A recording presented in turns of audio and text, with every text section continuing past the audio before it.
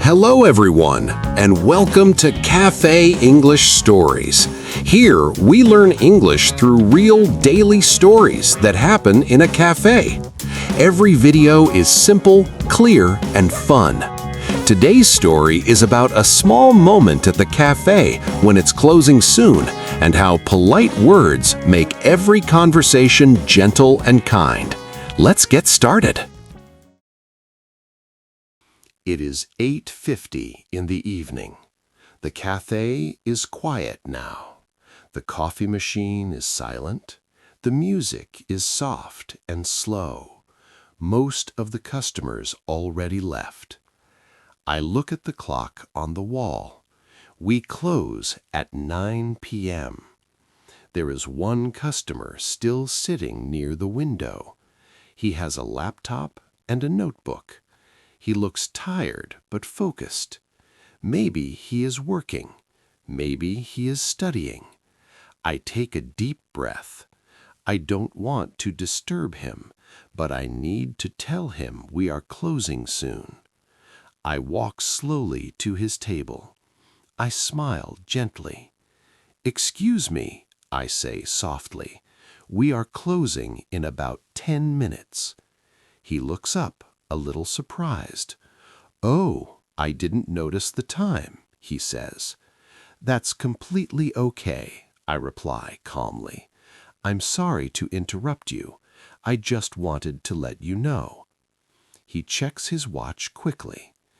"I still need 5 minutes," he says. "Of course," I answer with a warm smile. "Please take your time, just a few more minutes." He nods. "Thank you for telling me," he says. "You're welcome," I say, "and thank you for understanding." I walk back to the counter. I start cleaning the coffee cups slowly. I turn off one of the lights. The cafe feels peaceful. A few minutes later, the customer closes his laptop. He puts his notebook in his bag. He stands up and walks to the counter. "Thank you for your patience," he says politely. "Thank you for coming tonight," I reply. "We really appreciate it." He smiles. "I like this cafe," he says. "It's very calm." "That means a lot," I tell him. "Have a wonderful evening." "You too," he answers. He walks to the door. The bell above the door makes a soft sound as he leaves. The cafe is now empty. I turn off the last light. I look around the room. Every day, small moments like this happen. Nothing dramatic, nothing big. But I always remember one important thing.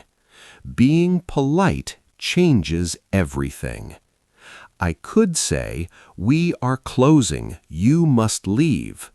But instead, I say, "Excuse me. I'm sorry. Please. Thank you." These are small words, but they make people feel respected. They make people feel comfortable. And when people feel comfortable, they want to come back. I lock the door gently. Another day is finished, and tomorrow I will open the cafe again with coffee, with kindness, and with polite words. In our story, nothing dramatic happened. No argument, no conflict, no big problem. The cafe was simply closing. But something important happened in a very small moment. The barista needed to tell the customer that it was time to leave. This situation can feel uncomfortable. It can feel awkward. He could have said, "We close at 9. You must leave." The sentence is correct. The grammar is correct. but the feeling is different. Instead, he said, "Excuse me, we are closing soon. I'm sorry. Please take your time. Thank you for understanding." The message was the same. The meaning did not change, but the tone changed everything. This is the heart of today's lesson. In English, being polite is not optional. It is part of natural communication. Polite words act like soft cushions. They protect the other person's feelings. They make your message gentle. Very often, beginners focus only on grammar. They learn verbs, tenses, vocabulary, but real-life English is more than grammar. It is social. It is emotional. It is respectful. When you speak English without polite words, you may sound angry, even if you are not. When you add small expressions like, "Excuse me," "Please," "I'm sorry," "Could I," "Would you," "Thank you," your English becomes softer. Let's see the difference clearly. Direct, "Give me coffee." Polite, "Could I have a coffee, please?" Direct, "Close the door." Polite, "Could you close the door, please?" The structure changes only a little, but the feeling changes a lot. That is the key idea of this lesson. How you say something is sometimes more important than what you say. In the cafe story, the customer left happy. He even said he liked the cafe. Why? Because he felt respected. And when people feel respected, they remember the place. They remember the voice. They remember the kindness.